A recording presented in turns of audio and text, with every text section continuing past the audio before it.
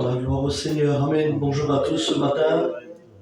Que Dieu vous bénisse. Je sais qu'on est un petit peu tous fatigués. Alléluia. Mais nous sommes dans la joie ce matin d'être dans la maison de Dieu. Et c'est avec une grande joie dans mon cœur ce matin que je voudrais vous apporter la parole de Dieu. Encore un grand merci aux anciens, aux membres de l'Église, les frères, les copains, de pouvoir être ensemble ces 2 jours, de pouvoir s'encourager à travers la parole de Dieu. C'est vrai que nous, on ne fera pas plus que nos anciens, on fera rien de plus. Mais qu'il est bon d'être ensemble dans un même lieu. Vous savez, parfois on se retrouve dans les hôpitaux, pendant des journées, pendant des semaines, dans les problèmes, dans les difficultés. Moi, j'ai mon père qui s'est fait opérer d'un cancer du rein.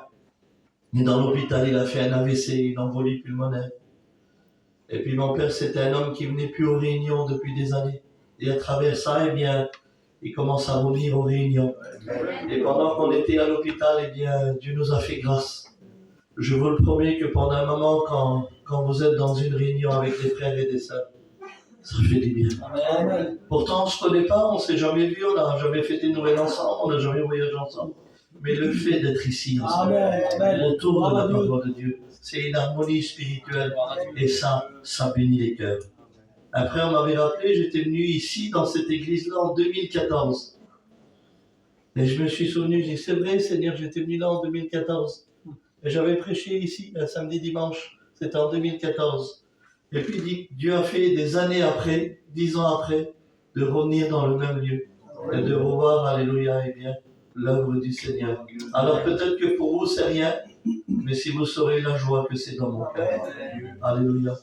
Parce que c'est faire l'œuvre de Dieu. Puis je crois que ce matin, ensemble, nous voulons que Dieu nous encourage, que Dieu nous fortifie. Et puis je crois de tout mon cœur que pendant des années chrétiennes, il n'y a pas que les qualités dans une vie. Mais il y a aussi une vie, on doit faire attention. Une vie de renoncement. Une vie où on doit privilégier la vie de l'esprit. Et pendant toutes ces choses, vous savez, Dieu ne viendra pas chercher une église qui est remplie de qualité. Il viendra chercher une église qui est remplie de l'esprit. Qui a gardé son vêtement blanc. Qui a gardé son témoignage. Qui a marché pour Dieu. Alléluia. Et je sais que les mamans sont dures. Pourquoi que pour certaines personnes, la vie chrétienne n'est pas dure? Parce qu'on parle que parfois c'est difficile. Non. Mais des fois c'est dur parce qu'on veut vivre la vie de Dieu. Et pour certains, comme on le voit aujourd'hui, que vous vouliez ou pas, il y a l'apparence de la piété, mais venez ceux qui ont fait la force. Mais aujourd'hui, nous voulons garder la parole de Dieu. Nous voulons vivre la parole de Dieu. Et je bénis Dieu, alléluia, qu'il y a aujourd'hui parmi nous encore des exemples. Des hommes, des femmes, des foyers qui sont là à marcher. C'est Paul qui a dit à un chrétien, je crois que c'est à l'église d'Éphèse ou Corinthiens, je m'en souviens plus. Il dit, je suis heureux de savoir que quelques-uns de tes enfants marchent encore dans la vérité. Amen. Et ça, c'était quelque chose de terrible. La vérité, nous voulons la garder. Nous ne voulons pas falsifier la parole de Dieu, mais nous voulons garder la parole de Dieu. Alors, je bénis Dieu d'être ici ce matin. Et je crois qu'on va être béni à travers la parole de Dieu. Vous savez que dans la vie, il y a un temps pour tout.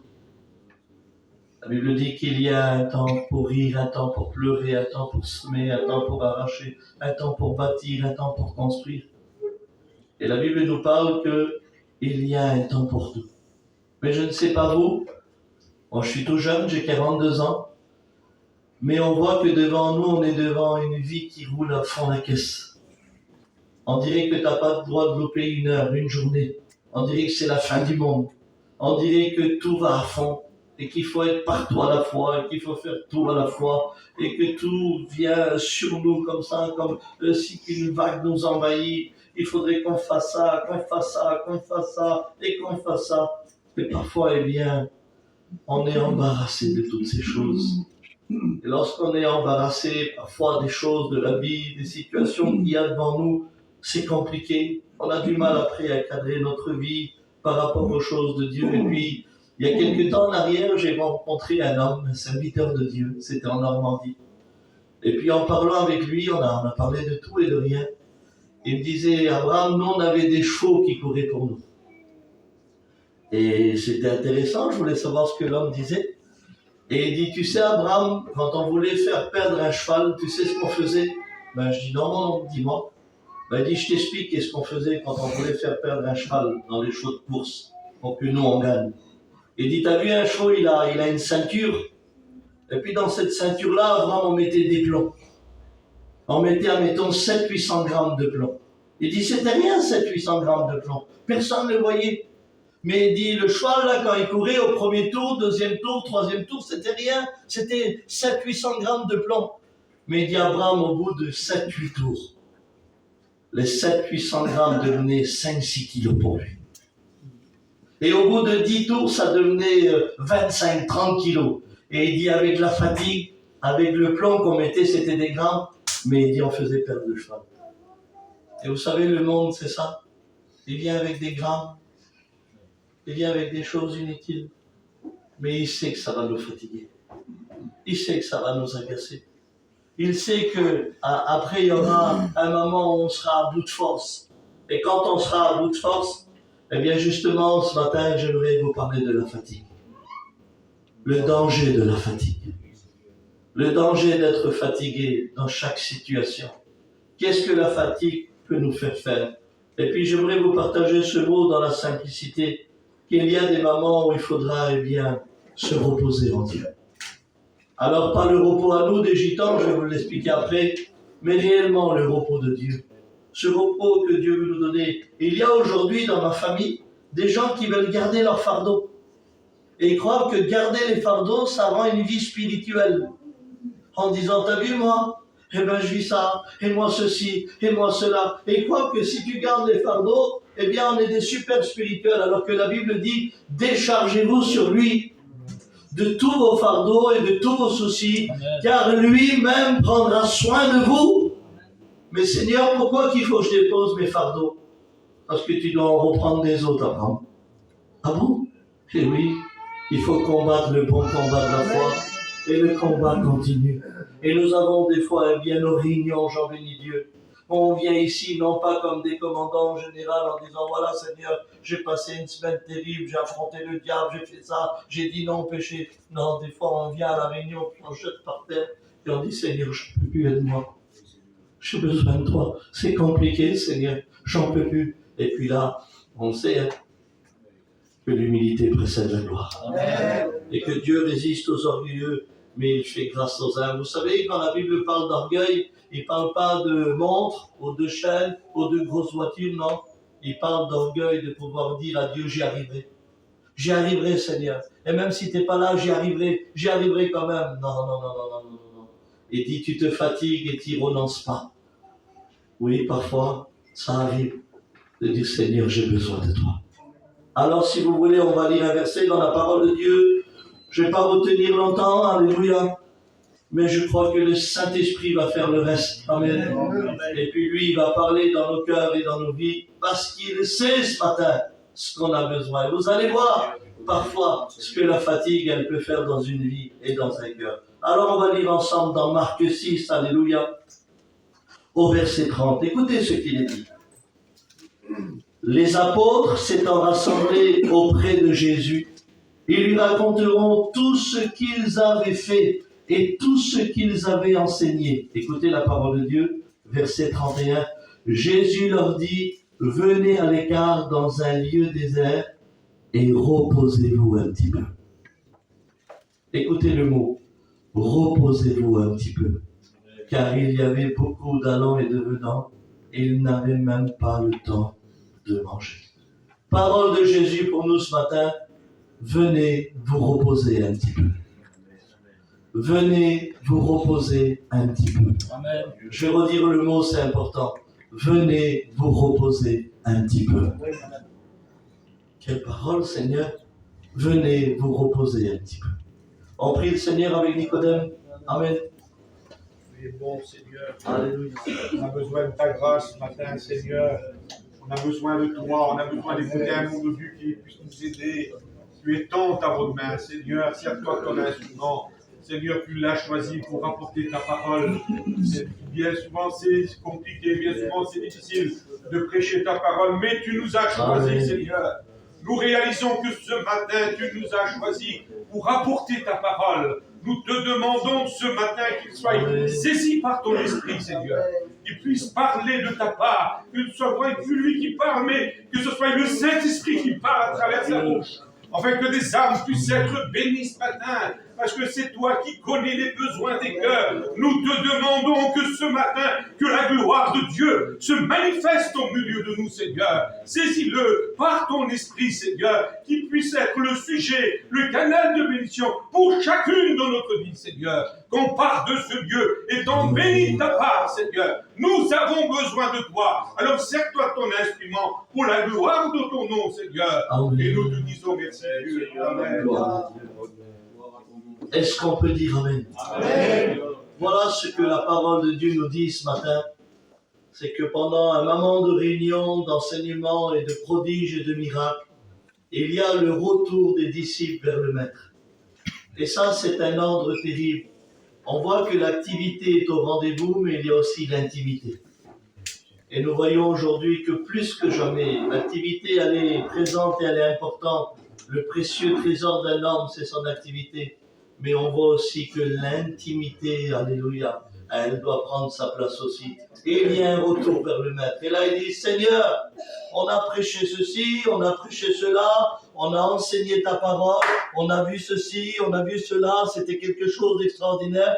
Et puis là, Jésus va les laisser parler. Et normalement, dans le monde où on vit aujourd'hui, puisque la vie va à fond la caisse, il aurait dû dire le Maître, eh bien, c'est bien, allez-y, continuez, et puis la prochaine fois, évitez de revenir me voir. C'est pas grave, prêchez, chantez, témoignez, faites l'œuvre de Dieu, allez-y, c'est pour ça que je vous ai choisi, continuez. Il aurait pu le dire. Et c'est normal qu'il aurait pu le dire, puisque c'était des disciples. Mais là, l'amour du Seigneur, en les entendant parler, il va remarquer la fatigue dans leur cœur. Et vous savez que devant Dieu, on ne peut rien cacher. Qu'on soit les plus actifs, qu'on soit les meilleurs, Dieu voit dans les cœurs. Amen. Et quand il voit dans les cœurs, il a vu qu'ils étaient fatigués. Et quand il a vu qu'ils étaient fatigués, il va leur dire, écoutez, arrêtez. On va aller dans un lieu désert. On va se mettre à l'écart un petit peu. Et vous allez vous reposer. Mais quand il va dire dans un lieu désert, c'est un peu compliqué pour les disciples. Parce qu'il va parler d'un lieu désert. Mais Seigneur, dans le désert, il n'y a rien. Il n'y a pas d'eau, il n'y a pas de transat. De quel repos tu veux nous parler? On ne peut pas mettre la tête pour dormir dans le désert, Seigneur. Si c'est ça, viens, on va dans un champ là-bas où il y a de l'herbe verte, où on peut se reposer, où on va chez Pierre dans la maison, on va dormir un petit peu. Mais de quel repos tu parles? Et là, Jésus est en train d'expliquer. Je vous amène dans le désert parce qu'il n'y aura que moi. Et vous entendrez que moi. Quand Jésus veut nous faire reposer, veut nous emmener dans un lieu, il n'y aura que lui. Et il faudra l'écouter que lui. Et il faudra le regarder que lui. Parce que Dieu veut être au centre de toutes choses. Et c'est vrai, je le dis ce matin, il y a des moments où dans nos vies, on est fatigué spirituellement et aussi physiquement. Il y a parfois des moments dans nos vies où on n'en peut plus. Des moments durs et difficiles à affronter. Il y a des combats dans nos maisons, il y a des combats dans nos familles, où quand on était dans le monde, on les affrontait, mais on allait buver, on allait boire, on allait se droguer, on allait faire la vie du monde, on rentrait chez nous, on cassait tout. Mais maintenant, on a les mêmes problèmes et on est des chrétiens. Alors, comment les combattre? Eh bien, il y a des combats qui se remportent par la prière, par le jeûne, par la vie de Dieu. Et ça, c'est Dieu qui veut nous l'apprendre. Et parfois, c'est vrai, il y a des moments durs dans nos vies où on est fatigué spirituellement, fatigué moralement. Et lorsque la fatigue, elle vient, alléluia, Jésus connaissait les dégâts d'une fatigue. Jésus savait que lorsque la fatigue, elle vient, elle peut faire du tort. Et quand on est fatigué, il faut faire attention à deux choses. Il faut faire attention à nos décisions. Très dangereux de faire des choix quand on est fatigué. Et faire attention aussi à nos réactions. Très dangereux aussi de régler des affaires quand on est fatigué. Et c'est pour ça qu'il les a appelés à se reposer. Pourquoi tu parles de ça, maman? Pourquoi la fatigue? Parce que j'aimerais vous parler d'une histoire ce matin qui se trouve dans Genèse. Et il est parlé d'Isaac, le fils d'Abraham. Et Isaac a deux fils, Ésaü et Jacob. Et lorsque ces deux garçons vont grandir, il y a Ésaü qui devient un chasseur Et lui, il chassait le gibier. Et il aimait préparer des repas pour son père. Mais c'était l'héritier. Il avait le droit d'aînesse, puisqu'il était le premier-né. Et chez les Juifs, quand on est le premier-né, eh bien, on a le droit d'aînesse, on a l'héritage du père, du grand-père. Et l'héritage des Juifs, c'était quelque chose d'important. Mais voilà, qu'est-ce que vous voulez que je vous dise? Ésaü, dans sa famille, il a voulu être un chasseur et il chassait le gibier.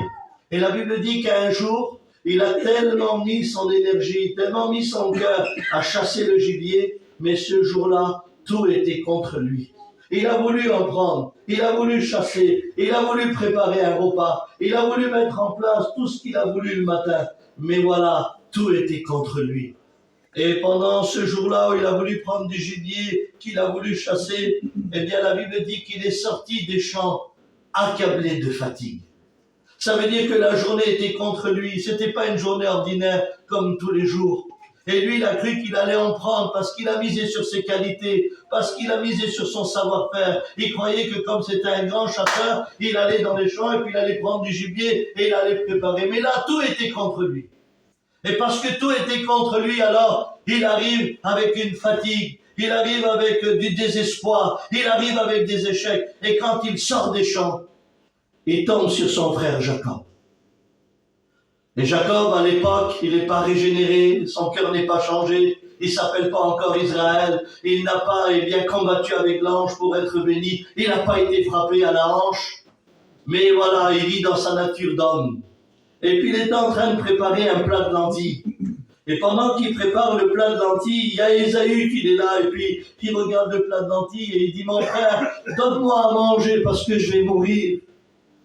Et puis là, quand il va voir le plat de lentilles et qu'il se voit fatigué, il dit, je t'en supplie, donne-moi un plat de lentilles parce que je vais mourir. Et oui, la fatigue, elle va te faire croire que tu vas mourir là, tout de suite, à la seconde. Vous avez vu, quand on est fatigué, on croit que tout va s'effondrer. On croit que tout va s'arrêter. Et c'est ce qui va vivre, Ésaü. Et là, il y a Jacob avec la ruse, avec la malice dans le cœur. Il dit, d'accord, mon frère. Il dit, il n'y a pas de problème, je te donne un plat de lentilles. Mais donne-moi ton droit d'aînesse. Et quand il lui a dit ça, normalement, Ésaü, par rapport aux Juifs, il aurait dû dire, mais t'es fou, je vais pas te donner mon droit d'aînesse, notre héritage, c'est à nous, c'est notre père qui nous l'a donné, c'est quand il va mourir qu'on va le partager. Et puis c'était l'héritage de notre papa aussi, Abraham. Arrête, laisse tomber, pour un plat de lentilles, je vais te donner le droit d'aînesse, je vais voir ma mère, elle va nous faire à manger, ou mon père. Mais il était tellement fatigué qu'il s'est vu au contrôle de toutes choses. Il a oublié son père, il a oublié sa mère. Vous avez vu, quand on est fatigué, on oublie tout le monde. On croit que tout tourne autour de nous. Et c'est ça la fatigue. Et quand il était fatigué, vous savez ce qu'il a dit? Il a regardé son droit d'aînesse et il a dit, de toute façon, je vais mourir. Alors autant faire l'échange. Je vais mourir. C'est ce qu'il croyait. Il croyait qu'il allait mourir. Et vous savez ce qu'il a fait pendant un instant? Il a oublié son héritage. Il a oublié son papa, il a oublié son père, il a oublié les valeurs qu'il avait dans les mains. Tout ça parce qu'il était fatigué. Il a commencé à échanger et il a donné le principal contre l'inutile. Il a donné le valable pour le temporaire. Et pendant qu'il a fait l'échange, il va faire la plus grande erreur de sa vie. C'est qu'il va donner son droit d'aînesse contre un plat de lentilles. Et puis il va commencer à manger le plat de lentilles, il va commencer à apprécier. Seigneur, je ne sais pas vous, mais rarement tu verras un chasseur dans un McDonald's ou un kebab. Il va le faire peut-être une fois ou deux fois dans l'année, mais un vrai chasseur, il ne mange pas un plat de lentilles. Mais il était tellement fatigué qu'il va donner de la valeur aux choses inutiles. Et c'est ça aussi la fatigue. La fatigue, elle va te faire croire que tout ce qui est devant toi, ça a de la valeur, alors qu'en fait, tout est inutile. Et il va faire l'échange. Et quand il va faire l'échange, il donne son droit d'aînesse. Et là, il se retrouve avec le plat de lentilles dans sa main. Et il va commencer à manger. Et il va croire que le grand Ésaü, à cause de quelques grammes de lentilles, il croit qu'il va reprendre des forces et qu'il va éviter la mort. Mais en fait, il a perdu les valeurs qu'il avait. Tout ça à cause de la fatigue. Et quand je vois ma famille, des garçons qui étaient dans la chorale, des garçons qui venaient avec leur foyer, des garçons qui étaient engagés dans l'œuvre de Dieu, des garçons qui plaçaient les chaises. Quand je voyais leurs femmes, des femmes de prière, des femmes qui donnaient des prophéties, des femmes qui encourageaient leur mari à continuer dans l'œuvre de Dieu. Et j'ai vu que des fois, pour une voiture, ne plus être dans la chorale. Pour un morceau de terrain ressembler au monde et ne plus avoir les qualités de Dieu. Parfois pour des choses de la terre, pour les choses inutiles, ils ont donné le droit d'aînesse contre un plat de lentilles. Ils ont fait l'échange avec les Jacob non générés. Ils ont fait l'échange parce que ils se sont dit, mon fils a besoin de ça. Mon foyer a besoin de ça. Et puis moi, j'ai rien dans ma vie. Et puis la vie, elle m'a fatigué. Et puis dans la vie, il faut réussir. Et parfois, lorsqu'on est fatigué, on fait des échanges que Dieu n'est pas d'accord avec nous. Il y en a qui donnent leurs vêtements blancs contre un habit du monde. Il y en a qui donnent les qualités de Dieu contre les calomnies du monde. Il y en a qui donnent la sainteté contre la souillure du monde. Et tout ça parce qu'on est fatigué. Et quand on est fatigué, on en a marre de la vie. Et quand on a marre de la vie, quand on a vraiment une fatigue dans nos cœurs, alors les Jacob sont là, avec des plats de lentilles, et qui te disent, mais t'as besoin de ça chez toi. T'as besoin de ça dans ton foyer. T'as besoin de ça chez toi. C'est pas grave ton droit d'aînesse. Ton droit d'aînesse, c'est un héritage. Ça change rien. Oui, mais nous, on est des chrétiens. On est des enfants de Dieu. Nous sommes co-héritiers avec Christ. Amen. Notre héritage à nous, il vient du ciel et il a été payé, alléluia, au prix du sang. Amen. Notre héritage à nous, il a de la valeur. C'est pas de l'or, c'est pas de l'argent, mais c'est une vie de Dieu. Amen. C'est quelque chose qui est important et on peut pas faire des échanges comme ça facilement. On peut pas prendre des plats de lentilles facilement. Mais nous, on est des Roms, vous savez. On sait mettre de la saveur là où il n'y en a pas. Allez manger un plat de coquillettes chez les gadgets. Ah, tu vas jamais les manger. Il n'y a pas de sel, il n'y a pas de beurre, il n'y a rien, c'est collé. Vous voyez, comme dans les cantines. Venez manger des coquillettes chez nous. Il y a du râpé, il y a du beurre, il y a de la crème. Tu prends la marmite, tu la mets devant toi. Tellement que c'est bon. Parce qu'on sait mettre de la valeur. Eh bien, parfois, quand on fait l'échange, on sait mettre dans la valeur dans nos mauvais choix. Tout va bien. On a échangé, mais tout va bien. On vient à la réunion avec le plat de lentilles et on mange. Tout va bien. Mais arrête, tu vois bien que tu as plus les qualités de Dieu. Mais non, tout va bien. Et on mange le plat de lentilles. Et je suis venu pendant des années avec le plat de lentilles à la réunion. Comme si c'était normal. Je mettais de la saveur dedans. Et on aurait dit que Dieu était d'accord avec mes mauvais choix. Que Dieu était d'accord avec ce que j'ai échangé. J'avais plus les qualités de Dieu. J'avais pris la calomnie et j'avais donné la louange. J'avais pris la vie légère et j'avais donné la vie consacrée. J'avais fait l'échange. Et vous savez ce qu'on fait dans la fatigue? Lorsqu'on est dans le monde et lorsque tout le monde nous entoure, vous savez ce qu'on dit des fois? On regarde l'héritage qu'on a. Ça sert à quoi ça sert d'être chrétien dans ce monde? Ça sert à rien. Personne ne te remarque. Personne ne te parle. Alors autant faire ce qu'on a à faire. Et parfois pour des petites choses. On regarde sur nous et dit, mais à quoi ça sert? À quoi ça sert d'être chrétien? On est remarqué de personne. Et vous croyez qu'on s'est mis chrétien pour être remarqué des autres? On s'est mis chrétien, c'est être remarqué de lui. Amen. Qui se rappelle ou lorsque Jésus a dit sur Nathanaël de loin? Les disciples étaient là, Nathanaël était loin. Il a dit à ses disciples, voici un homme en qui il n'y a pas de fraude. Voici un homme en qui il n'y a pas de légèreté. Pourtant, il ne l'a pas dit devant lui. Il l'a dit loin de lui. Ne vous inquiétez pas. Dieu s'est témoigné de nous. Il sait comment répondre dans les cœurs. Alléluia. Ne vous inquiétez pas. Dieu sait répondre au Simon. Pourquoi tu dis ça, Abraham? Vous vous rappelez la femme pécheresse qui est rentrée dans la maison et qui s'est jetée aux pieds du maître et qui a pleuré de ses larmes et qu'elle a mouillé les pieds de Jésus, qu'elle a pris ses cheveux, elle a essuyé ses pieds. Et là, Simon, comme ça, il est le grand Simon, il a invité Jésus chez lui. Pardon, je ne fais pas de théâtre. Simon, il est là, il dit, s'il serait qui est en train de le toucher, mon Dieu, mon Dieu, mon Dieu. Et oui, les Simons nous envahissent aussi. Ah oui, s'il n'y aurait que des Simons à l'église, vaut mieux pas prier, vaut mieux pas jeûner, vaut mieux pas prendre sa sainte scène, vaut mieux pas louer Dieu. Les Simons, ils sont là, les irréprochables. Et dit, s'il serait qui le touche. Et là, Jésus, connaissant la voix dans son cœur, il dit, Simon! Il dit, je suis rentré chez toi, tu m'as pas donné de l'eau pour laver mes pieds. Elle les a mouillés de ses larmes. Je suis rentré chez toi, tu m'as pas renversé du parfum sur la tête. Regarde elle ce qu'elle a fait. Simon, écoute-moi, à qui on a pardonné peu de péchés, manifeste peu d'amour. Mais à celui qu'on a pardonné beaucoup de péchés, manifeste beaucoup d'amour. Va, tes plus gros péchés sont pardonnés. Va en paix. Je vous le promets, que tous les Simons qui nous condamnent, Dieu y répondra. Dieu parlera pour nous, qui se rappelle aussi de Jean. Alléluia. Où Dieu lui-même va témoigner au diable de lui. Il dit, il est droit et intègre, craignant Dieu. Et c'est normal, Seigneur, il dit le diable, qui t'aime. T'as vu tout ce que tu lui donnes? T'as vu tout ce qu'il a? Retire-lui tout, tu verras qu'il ne va plus t'adorer. Dieu dit, vas-y, retire tout. Tu vas voir qu'il va m'adorer. Retire tout, tu vas voir qu'il va m'aimer. Et là, c'est le grand défi. Tout est détruit dans la maison de Job. Et là, la femme de Job arrive. Renie ton Dieu et meurs. Regarde dans l'état où on est. On a perdu 10 enfants, 1 600 000 euros de bétail. T'es malade. Regarde. Et lui, il se retourne sur sa femme et dit, femme insensée, tais-toi. Tu veux adorer Dieu quand tout va bien. Moi, je veux adorer Dieu même quand tout va mal. Si l'Éternel a donné, si l'Éternel a repris, que son nom soit béni. Dieu avait raison. Même avec rien, et quand même, il adorait et louait Dieu. Et parfois, c'est ça les échanges.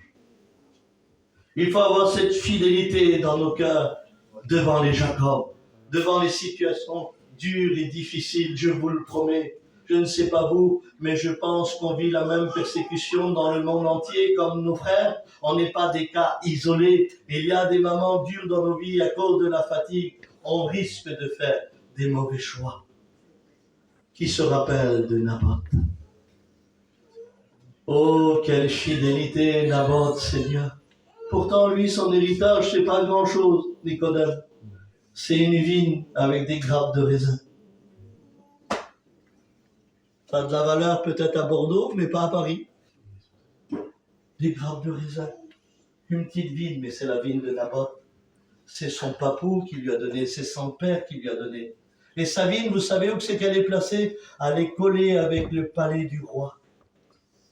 Avec Jézabel et son mari, imaginez-vous, le terrain il est collé. Et puis tous les jours, Naboth, c'est un petit chrétien, il vient couper les grappes de raisin et puis il les stocke. Alors écoutez, il ne préparait pas du vin, ni du rosé, il ne préparait pas des boissons, non. Mais certainement, c'est ma petite pensée, les frères. Je suis libre ce matin, hein, c'est dans la liberté. Peut-être que Naboth, quand il allait couper le raisin, il se rappelait de son papou qui lui disait, tu sais mon fils, un jour l'Éternel nous a sortis d'Égypte.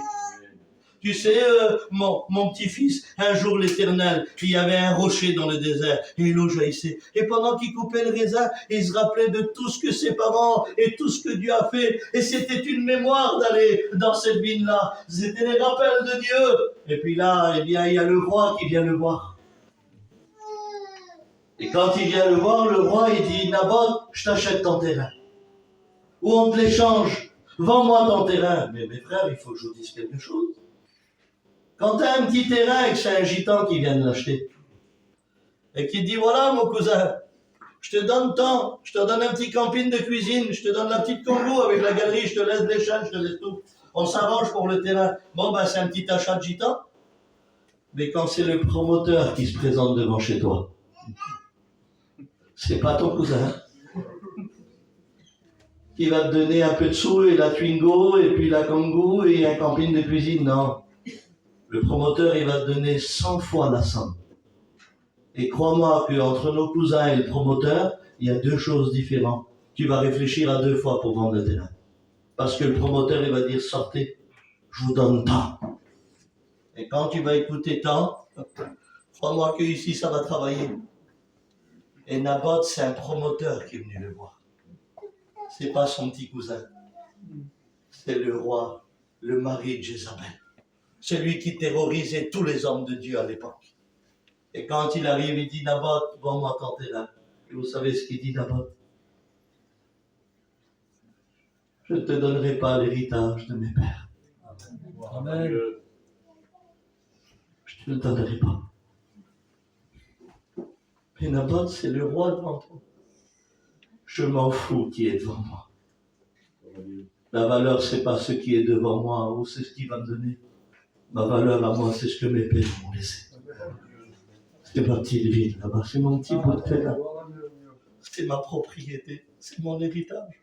Pourtant, il n'y avait rien d'extraordinaire sur ce terrain. C'était des grappes de raisin, mais c'était une mémoire. Alléluia. Et j'aimerais vous dire que nous, on a reçu un héritage. Nos anciens, ils ont tout quitté, ils ont tout abandonné. Ils ont sacrifié leurs enfants, leur foyer pour apporter la parole de Dieu. Ils se sont levés, ils ont manifesté leur ministère des années.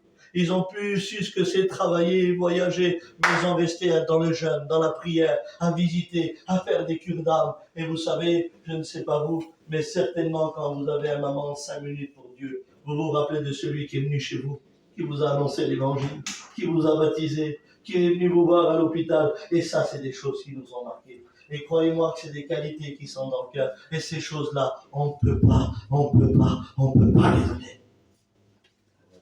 Eh bien, j'en bénis Dieu qu'il y a encore des nabotes dans nos églises. Alléluia. Ou même si le diable vient avec toutes les richesses du monde. Vous vous rappelez Jésus dans le désert? Il a 30 ans. Il y a 40 jours et 40 nuits qu'il n'a pas mangé un morceau de pain, qu'il n'a pas bu un verre d'eau, qu'il n'a pas bien dormi. 40 jours dans le désert. Il est en tant qu'homme, pas en tant que Dieu. Il gêne en tant qu'homme. Et là, le diable arrive et dit, si tu es le fils de Dieu, ordonne que ces pierres deviennent des pains. Attention, il ne fait pas pécher, il lui demande un miracle. Il lui demande un miracle. Il aurait pu dire, Jésus, ben c'est vrai, j'ai le pouvoir de faire de ces pierres des pains. Tiens, je vais le faire. Allez, donnez du pain. Et croyez-moi que ça aurait été le meilleur pain du monde. Mais Jésus, même avec la faim au ventre, parce que vous savez à quel moment le diable est venu? C'est écrit, quand Jésus eut faim. C'est un malin, le diable. Il vient dans un moment de nécessité. Il sait à quel moment se proposer. Il le sait. Il connaît l'homme depuis 6000 ans. Et là, Jésus, il a préféré rester avec la faim et ne pas obéir au diable. Mais il a préféré rester avec la faim, mais obéir à son Père. Obéir à Dieu. Il a dit, l'homme ne vivra pas non seulement de pain, mais il dit de toute parole qui sort de la bouche de l'Éternel. Et pendant un moment, il lui a fait montrer tous les royaumes et sa richesse. Et il lui a dit, si tu te prosternes et m'adores, je te donnerai tous ces royaumes. Et là, Jésus qui est l'autorité. Retire-toi, Satan. Retire-toi. Retire-toi. Tu adoreras et tu serviras Dieu, lui seul. Alléluia. Et puis là, il est sorti du désert vainqueur. Mais j'aimerais vous rassurer ce matin. Comment, Abraham? Ben, c'est pas grave, même si tu es rentré avec le plat de lentilles. Tu es capable de le jeter et de reprendre ton droit d'aînesse. Reprends ce qui t'appartient. Dieu est un Dieu de pardon. Je te le promets, pas besoin de mettre des saveurs dans le plat. Il faut jeter le plat. Il faut reprendre le droit d'aînesse. Et dis, Seigneur, pardon. À cause de ça, j'ai fait ça. À cause de ça, j'ai fait ça. À cause de ça, j'ai fait ça. Parce que la vie m'a fatigué. Vous savez pourquoi qu'il y a des chrétiens fatigués aujourd'hui? Et des chrétiennes fatiguées aujourd'hui? Vous me donnez la liberté de vous partager un petit mot?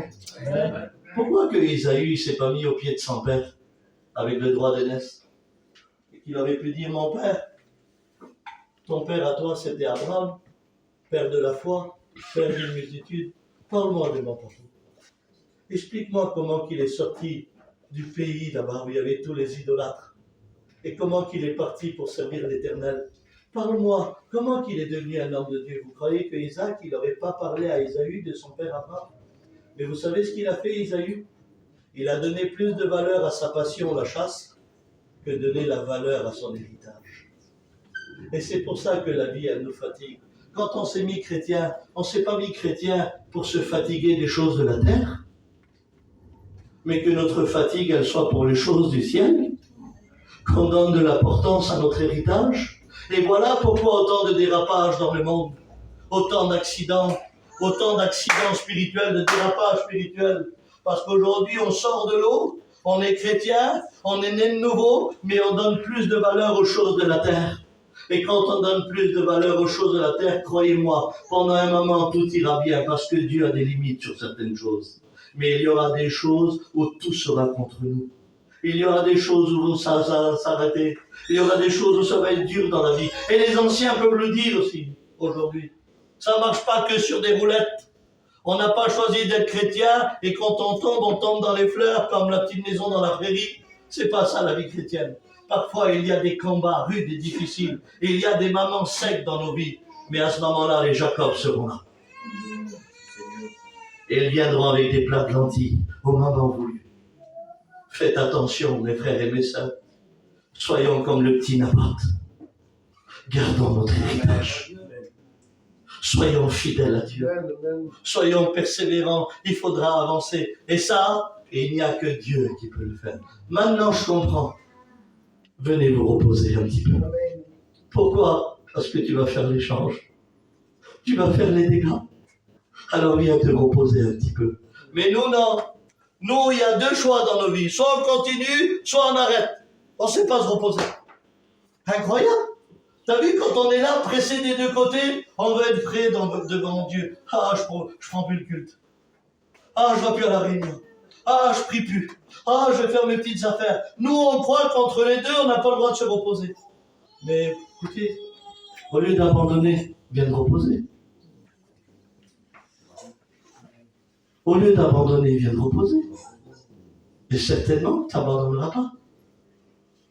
Venez vous reposer un petit peu. Parole de Jésus. Que c'est beau se reposer en Dieu. Mais nous, on a nos petits repos gitans à nous. Pas bien, t'es au bord de la mer. Mange une petite pizza à Monaco. À Rodez.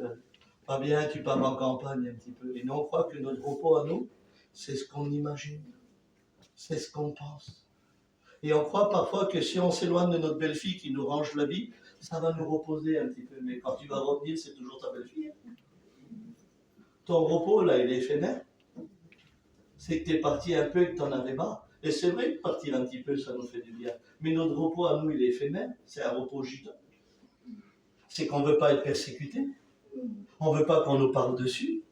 On a décidé d'être meilleur que des fois. Nous, personne ne nous parle dessus, mais on vit dans un monde méchant.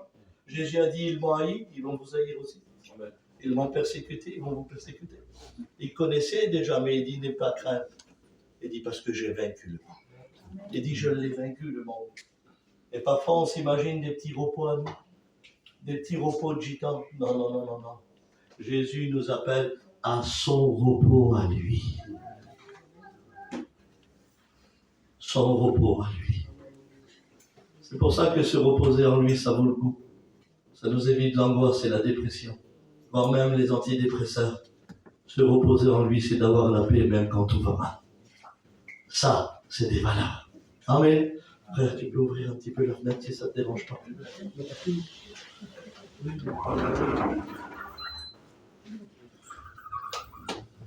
Vous êtes avec moi? Amen. Est-ce qu'on peut dire Amen? Amen. Quel danger, Abraham, la fatigue? Moi, je croyais que c'était le diable simplement qui était là. Oh, vous inquiétez pas, le diable n'est pas partout. Hein. Il n'est pas omniprésent, lui, comme Dieu. Peut-être les démons, parce qu'ils sont des milliers, mais le diable n'est pas partout. Il y a aussi parfois des conséquences qu'on a choisies dans nos vies. Je vous le promets, la fatigue, il faut faire attention, elle nous fait beaucoup de tort dans nos vies. La fatigue, il faut faire très, très attention. Très, très attention. Gardons notre héritage. Gardons. Un jour, j'étais à des baptêmes et puis l'homme, il est monté derrière l'estrade. Il dit, j'ai pas de voiture, j'ai pas de terrain à laisser pour mes petits. Il dit, j'aurais voulu, mais j'en ai pas. Il dit, je leur laisse la parole de Dieu. Amen. Aujourd'hui, il est un serviteur dans le foyer. Il a su laisser le bon héritage. Ah, c'est des garçons vaillants, si vous les verrez, ils ont des terrains, des maisons, des voitures, Nicodème. Dieu les a bénis, pas de problème. Mais le Père savait ce qu'il voulait laisser. Il y avait cette valeur sûre, cet héritage sûr. Et parfois, il faut garder nos valeurs. Il faut garder notre identité. Je vous le promets, ce monde-là veut qu'on fasse des échanges. Attention, les mamans des fêtes arrivent, les Jacob vont être là. Je vous le promets. Écoutez, ne perdez pas courage. Dieu sait de quoi on a besoin. Dieu sait comment nous bénir. Dieu sait comment pourvoir nos besoins. Je vous en supplie, gardons, gardons, gardons Alors nous, on a un dilemme. Alors, je ne sais pas vous, mais souvent de fois, je l'ai écouté dans mon cœur. Si vous savez combien de fois je l'ai écouté. Quand j'étais face à des situations difficiles et que la situation pouvait s'arranger, vous savez ce que j'écoutais dans mon cœur? De toute façon, l'autre, il le fait aussi. Je ne sais pas si vous l'avez déjà écouté dans vos cœurs. L'autre, il le fait aussi. Puis j'écoutais ça. Et puis la chair, là, elle n'était pas d'accord avec mon choix de Dieu. Parce que la chair, la Bible dit qu'elle ne se soumet pas à Dieu. C'est écrit, elle ne se soumet pas à Dieu. C'est pour ça que Paul a dit, je l'ai crucifié. Maintenant, ce n'est plus moi qui vis, mais c'est le Christ qui vit en moi. Amen. Il savait qu'il fallait la crucifier à un certain moment. Tu ne pouvais plus suivre son choix. Parce que si c'est pour elle, là, la chair, ben, c'est même pas la peine. C'est même pas la peine. Mais soyons vigilants. Gardons les qualités de Dieu. La fatigue aussi, il faut faire attention à nos réactions. Compliquées parfois quand on est fatigué. Et quand on a aussi beaucoup de familles autour de nous, beaucoup d'amis, la fatigue, elle peut causer énormément de tort, mais j'en bénis Dieu parce que ce matin, je ne sais pas vous, mais il y a des moments où dans nos vies, on n'a pas besoin d'être béni à chaque fois. Je te dire, Abraham, Dieu béni, oui. Moi, j'ai vu ma famille bénie, mais jamais prendre de décision. Être béni ne veut pas dire sauver, être béni ne veut pas dire changer. Être béni, c'est la visite de Dieu, c'est la visite du Saint-Esprit, c'est la grâce de Dieu. Mais parfois, on est à l'école de Dieu. Et quand on est à l'école de Dieu, on veut apprendre à vivre avec lui. Et je vous promets que d'être à l'école de Dieu, tu n'as pas besoin de tomber à genoux, de pleurer ou de jeter à plein vent. Des fois, des petites décisions dans ton cœur de dire, Seigneur, je le ferai plus. Seigneur, je le dirai plus. Seigneur, je continuerai avec toi. Et ça, c'est l'école de Dieu. J'étais dans une réunion dernièrement. Il y avait une femme. Et puis elle a dit ça dans sa prière. Elle a été tellement belle, la prière, que je l'ai marquée dans ma Bible. Elle a dit que c'est beau d'être à l'école de Dieu. Amen. Incroyable. Elle était là pour apprendre. Pourtant, quand on va à l'église, c'est pour être béni. Mais il y a des réunions, on est là pour apprendre. Amen. Et je vous le promets, je veux recevoir l'instruction de Dieu. Amen. Je veux la recevoir pleinement dans mon cœur, dans ma vie. On veut grandir avec Dieu. On ne veut pas être les meilleurs parce qu'on ne pourra pas, mais on veut être fidèle à Dieu. Et c'est l'instruction de Dieu. Si tu m'écoutes, dit Dieu, si tu mets en pratique, alors tu verras le fruit, alléluia. Et ce matin, on veut mettre ça en pratique. Vous vous rappelez dans le jardin de Gethsémane, où Jésus est là, et puis la Bible dit qu'il se jette par terre avec des sueurs de sang. Et pendant qu'il priait, il dit, mon âme est triste jusqu'à la mort. Et puis là, qu'est-ce qu'il fait? Il pense à ses frères. Incroyable, ce Dieu. Quelle image, Jésus, quelle simplicité. Les frères, je suis étonné de la lecture. Vous pensez que le Fils de Dieu, il a besoin de quelqu'un pour qu'il prie avec lui? Dites-moi la vérité. Jésus, il a besoin de quelqu'un qu'on prie avec lui, c'est le Fils de Dieu.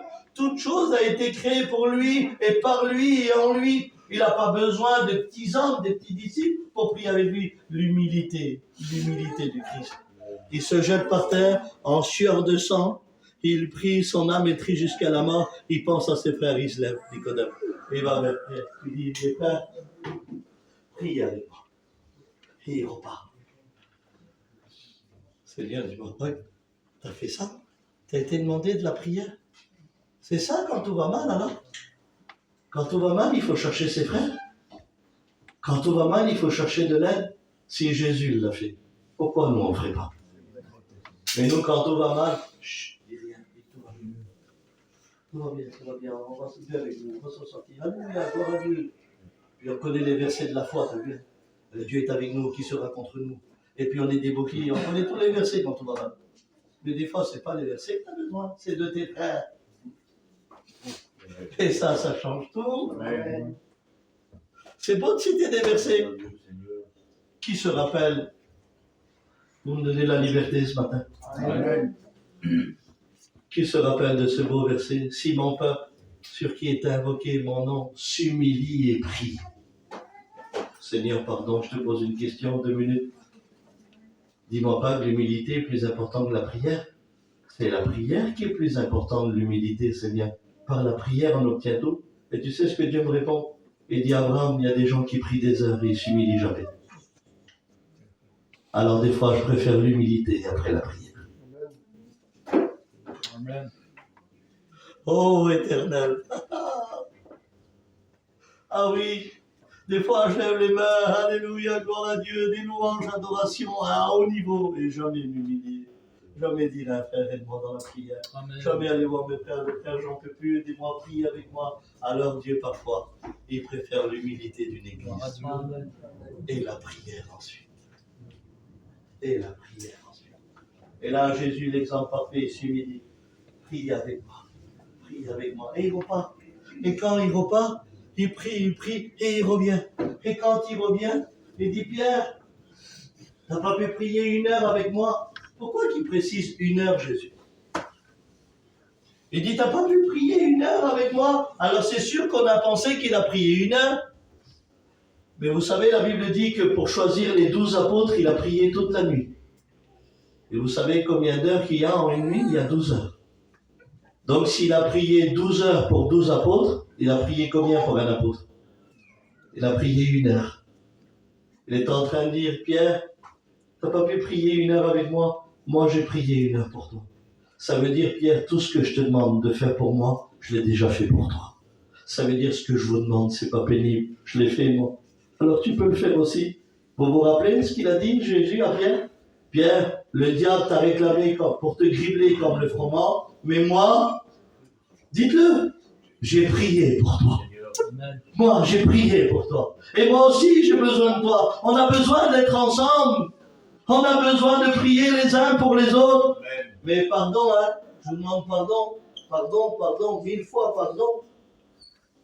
Les disciples, ils sont là, ils sont au jardin de Gethsémane.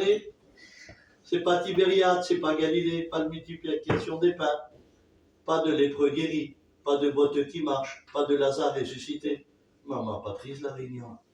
Seigneur, Gethsémane, Jésus se jette par terre et fait des sueurs de sang. Mon Dieu, mais tu fais rien aujourd'hui, Jésus. Tu fais rien, tu te jettes que par terre. Ben, on va s'endormir, nous. Allez.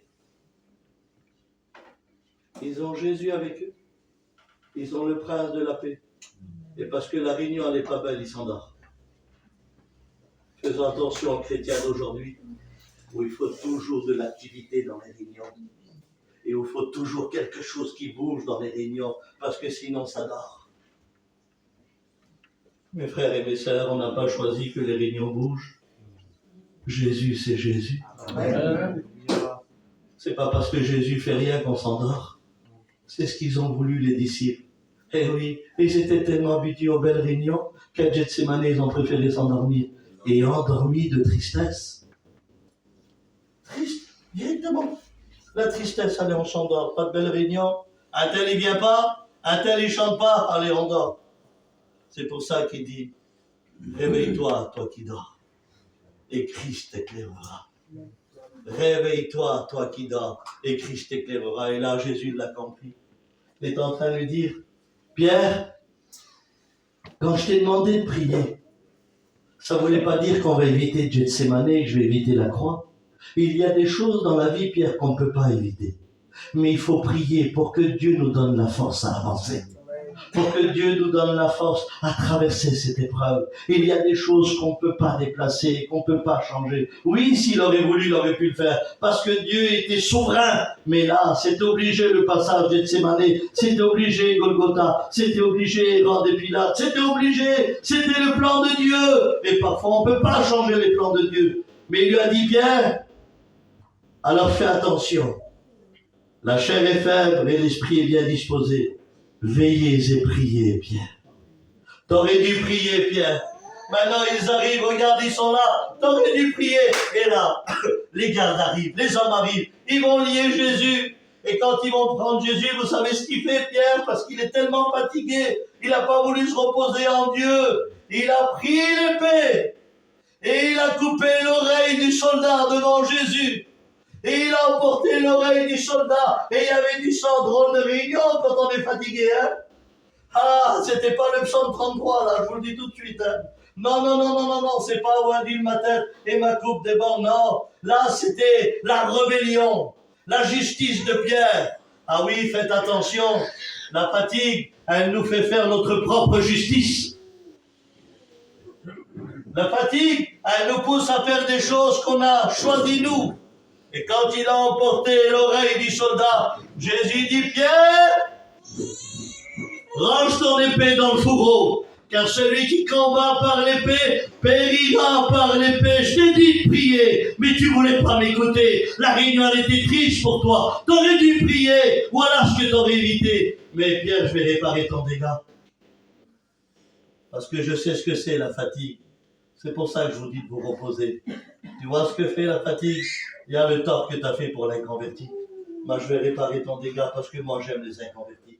Et moi, j'aime toute personne. C'est pas grave, je dois accomplir le plan de mon père. Il prend l'oreille du soldat sans aiguille, sans fil, et il replace l'oreille du soldat. Et lui fait le miracle. Et tout en faisant la reproche à son apôtre, parce qu'il a fait un dégât. En un mot, c'est excuse-le. Il ne sait pas ce que c'est prier. Il est fatigué, le monsieur, et quand tu es fatigué, tu as arrangé. Mais moi, je suis là, je répare les dégâts. Je vais te guérir. Je vais replacer l'oreille. Vous savez ce qu'il a fait, Pierre, sans vouloir? À cause de la fatigue, il a empêché le garde d'écouter Jésus. Tu vas écouter, toi, avec une oreille et l'autre ensemble, t'es trompé. Il te manque une oreille, là. C'était visible. Il y a un handicap, le sang il coule. Tu ne peux pas écouter comme ça Jésus. C'était impossible. Si tu saurais, Nicodème, les oreilles qu'on coupe chez nous par la fatigue.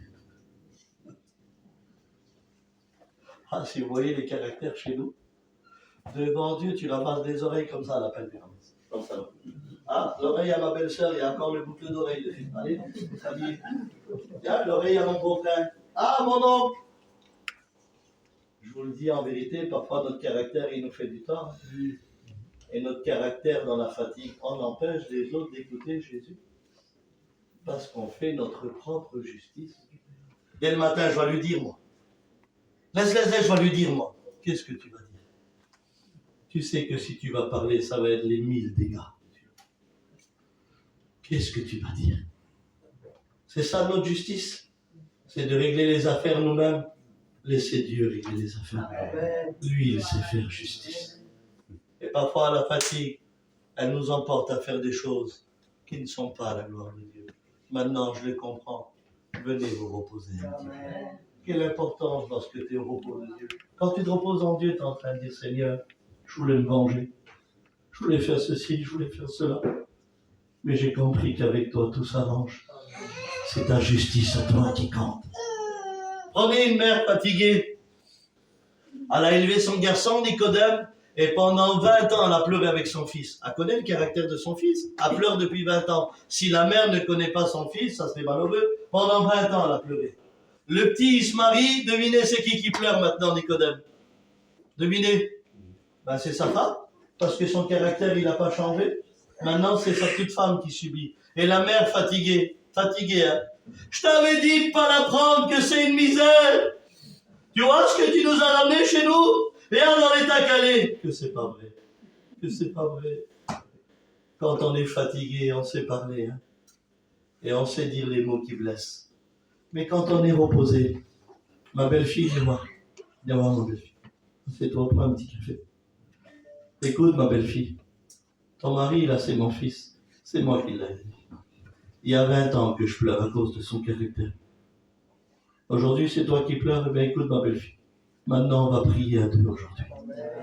Et je crois que Dieu va écouter nos prières. Ça va? C'est reposé le langage, non?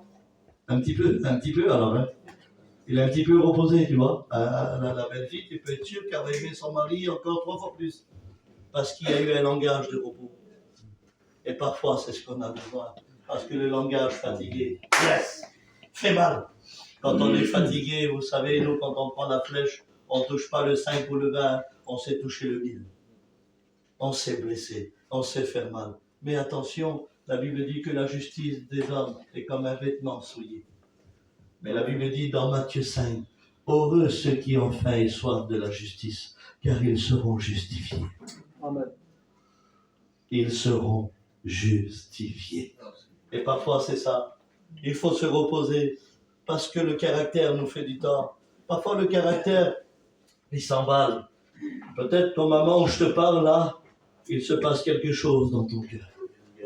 Alors je vais être libre dans mon cœur et puis j'aimerais vous partager le mot de Dieu. C'est un message que j'ai partagé aussi à Marseille dans la grande salle là-bas. Mais ce matin, dans mon cœur, je vais vous le partager. Alléluia. Et peut-être que ce matin, tu es là et puis tu as retiré bien les clés du trousseau. Tu n'as plus envie d'être direct. Tu as pris des décisions fatiguées parce que dans ton foyer, ça ne va pas. Et la clé, dans pas longtemps, tu vas la rendre. Parce que tu ne seras pas capable de dire de faire l'œuvre de Dieu. Alors tu veux être vrai, tu veux être franc. Et tu as dit à ta femme, tu vois, je la rends la clé, toi, à cause de toi. Parce que tu ressembles à ta mère, tu pleures tous les minutes. Et on pique en même temps. On s'est parlé. Et des fois, on retire la clé, on dit, je vais la rendre, la clé. Parce que tu me ranges, parce qu'on n'a jamais la paix, parce que je peux être jamais tranquille. Mais bien sûr, quand tu as ta petite femme, attention, des fois c'est fragile, des fois elle a grandi et puis c'était difficile à la maison. Et puis des fois elle ne sait pas tout, elle ne connaît pas tout. Et des fois quand on est un petit peu agité, c'est pas parce qu'on est marié que tout doit être comme on veut nous. Il y a de la compréhension dans le foyer. Des fois, eh bien, il faut comprendre les choses, et puis vice-versa. Il y a de la communion, il y a de la compréhension. Un foyer, quand il est bâti en Dieu, on est appelé à construire en lui, alléluia. On ne bâtit pas sur le sable, nous, non, on veut bâtir sur le roc. Et dans le roc, il y a de la discussion, alléluia. Il y a du travail, et parfois la petite clé, tu l'as là. Et peut-être qu'en ce moment où je te parle, il y a des hommes conscients qu'ils ont pris une feuille et puis ils ont pris un stylo et veulent écrire à la mission. Et veulent marquer dessus, suite aux problèmes et aux difficultés de ma vie, j'ai fait le bon choix aujourd'hui d'abandonner. Et tu veux mettre cette petite lettre dans une enveloppe et l'envoyer. Tout ça parce que la vie t'a fatigué. Tout ça parce que les épreuves de la vie sont là. Tout ça parce que tout est contre toi. Eh bien, j'aimerais te dire quelque chose. Peut-être que ce matin, tu as décidé de divorcer. Dans quelques jours, là, tu veux repartir avec des petits Noël, jour de l'an, tu ne veux même pas le passer chez toi. Parce qu'il y a des nerfs tous les matins. Il y a des paroles qui te blessent, des mots qui t'ont détruit dans ton cœur. Et peut-être que tu as pris la décision de divorcer. Eh bien, écoutez, ce matin, je le dis devant Dieu. Remets la clé dans le trousseau. Amen. Déchire la feuille, casse le stylo. Reste dans ton foyer. Amen. Et viens te reposer en Dieu. Amen. Viens te reposer en Dieu. Viens te reposer en Dieu. Amen. Vous êtes avec moi? Amen. Attention, hein, Jésus n'a pas dit venez dormir, il a dit venez vous reposer. Amen. Vous vous réveillez avec moi. Amen. Amen. Je crois de tout mon cœur, alléluia, qu'on a besoin de venir à ce petit repos. Je voyais des petits bébés, la qualité d'une mère pour qu'elle ait un bébé. Il prend dans ses bras, c'est pas vous les frères? Ouais, frère. Même que le petit s'est fait mal, même que le petit pleure, le repos des bras. Il endort le petit bébé à l'instant. Le petit bébé, il est calmé. Eh bien, parfois, il y a des frayeurs dans nous. Il y a des mamans dures. Et dans ce repos, il faut venir dans les bras de Jésus. Et quand on vient dans les bras de Jésus, moi, je crois ce matin. Alors, j'aimerais vous dire quelque chose ce matin. On est au culte. Ça va peut-être te choquer ce que je vais dire. Il y a l'épée sur toi. L'épée où tu veux te venger, l'épée où tu veux faire ta propre justice. Mais avec Dieu, ça ne marchera pas. Tôt ou tard, l'épée va être dévoilée. Je ne sais pas quand, mais l'épée va être dévoilée. Parce qu'attention, la Bible dit que certains péchés se manifestent tout de suite, mais pour certains plus tard. Il y a des décisions dans nos cœurs qui Dieu n'est pas d'accord. On peut avoir le meilleur pasteur, la meilleure église. Ça n'empêche pas que l'épée est sur nous. Pierre l'avait sur lui alors que Jésus était là. Pierre s'est endormi alors que Jésus était là. Je vous en supplie, faisons tomber l'épée. Et prenons la justice de Dieu. Je veux venir au repos de Dieu ce matin. Je vous pose la question dans la simplicité. Qui voudrait venir au repos de Dieu ce matin? Moi, je voudrais venir, lève ta main avec moi, dans la simplicité, mais vraiment dans la simplicité. Venir se reposer en Dieu. Quelle grâce de venir se reposer en Dieu. Alors, j'aimerais que les personnes qui ont levé leur main, je voudrais qu'on se mette debout un instant. Et je voudrais que tout le monde se lève.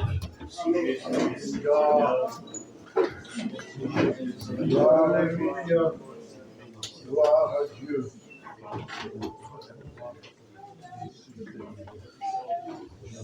Détends, Seigneur.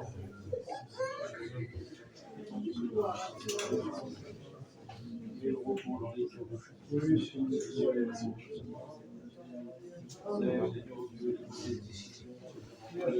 J'aimerais que tous ceux qui sont debout enlèvent une main vers le ciel.